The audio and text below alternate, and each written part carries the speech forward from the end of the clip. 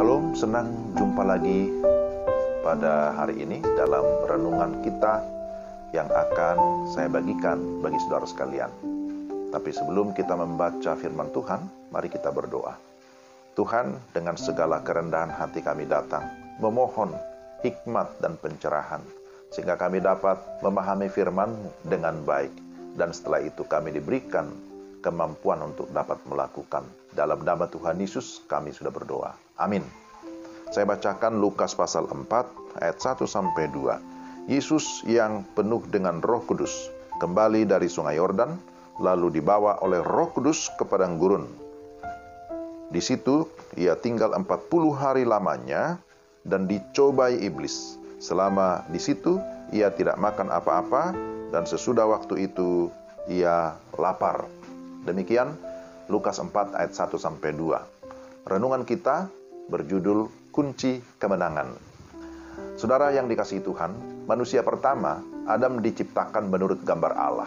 Kejadian 1 ayat 26. Ketika menghadapi pencobaan dari iblis, ia gagal dan jatuh ke dalam dosa.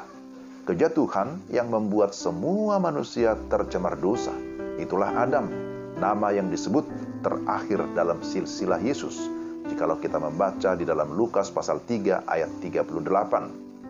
Namun bagaimana dengan manusia kedua atau Adam yang akhir ketika menghadapi pencobaan dari iblis?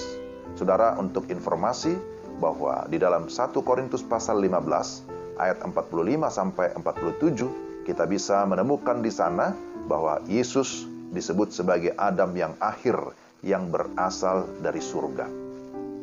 Setelah berpuasa selama 40 hari, tidak ada yang lebih menarik selain makan tentunya. Secara manusiawi, tentu akan dimaklumi bila saat itu ia mengubah batu menjadi roti.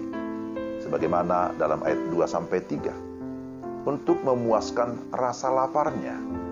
Namun kalau kita cermati perkataan iblis, jika engkau anak Allah, sesungguhnya merupakan godaan agar Yesus bertindak demi dirinya sendiri dan lepas dari ketergantungan kepada Bapa.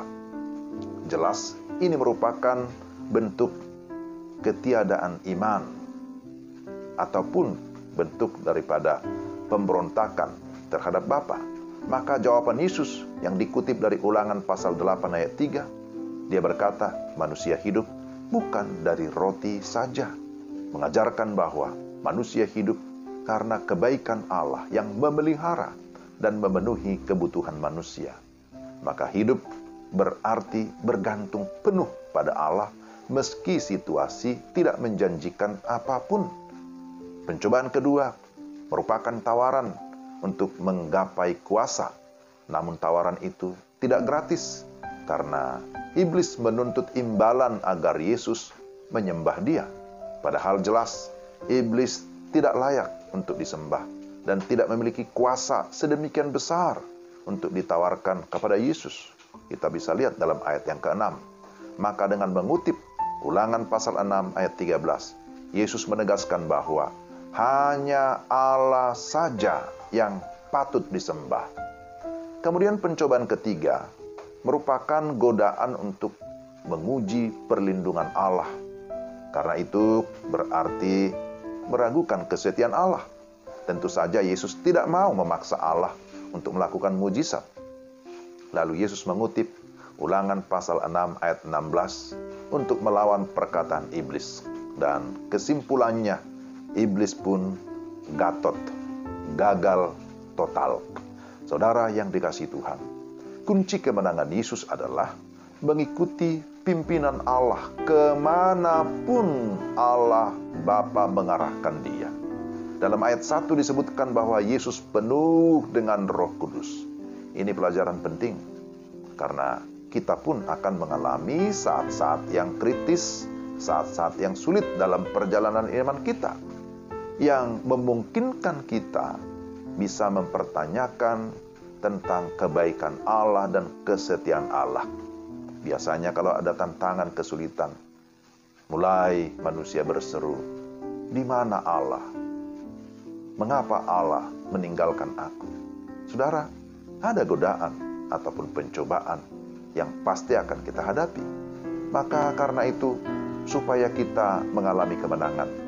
Berpeganglah pada firman Allah dan terus memberi diri dipimpin oleh Roh Kudus. Berpegang pada firman Allah, beri diri dipimpin oleh Roh Kudus. Itulah yang merupakan kunci kemenangan kita dalam menghadapi situasi apapun. Amin. Mari kita berdoa. Tuhan, terima kasih untuk firman-Mu pada hari ini. Kami memohon supaya Roh Kudus yang memenuhi hati kami, Roh Kudus yang memimpin setiap langkah kami, Roh Kudus yang menolong kami, supaya kami tetap siap menghadapi segala pencobaan atau godaan. Dan kami yakin bersama dengan Roh Kudus kami mengalami kemenangan. Kami mengucap syukur di dalam Kristus Yesus, Tuhan dan Juru Selamat kami. Amin.